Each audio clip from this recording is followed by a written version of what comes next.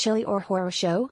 So last Saturday, my friend Greg decided to host his annual secret recipe chili cook-off, which is basically an excuse for him to force feed us whatever questionable concoction he's been fermenting in his kitchen and for the rest of us to pretend we know the difference between cumin and, well, whatever Greg thinks is edible. This year, he was especially smug, walking around with his crock pot like it was the Holy Grail, dropping cryptic hints like, "You'll never guess the secret ingredient, but you'll definitely feel it later." Honestly, the only thing I was feeling was mild concern and the beginnings of heartburn.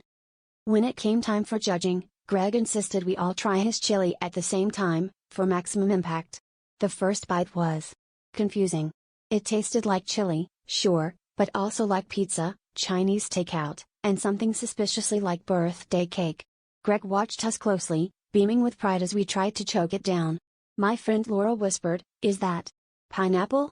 While Dave just stared into the middle distance, questioning his life choices.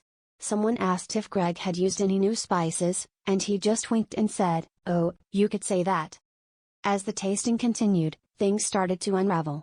People began making wild guesses: leftover lasagna? Old takeout? Despair? And Greg just laughed harder with each one. Then, as the chili-induced existential crisis set in, Greg finally came clean: "You guys are close. The secret ingredient is actually last week's leftovers," and a sense of impending doom. The room went silent, except for the sound of someone quietly Googling how to induce vomiting politely. Needless to say, Greg's chili was unanimously declared most likely to cause flashbacks, and the rest of the cook-off devolved into a heated debate about whether existential dread counts as an umami flavor. The good news is, we all survived, though next year, we're making Greg sign a waiver.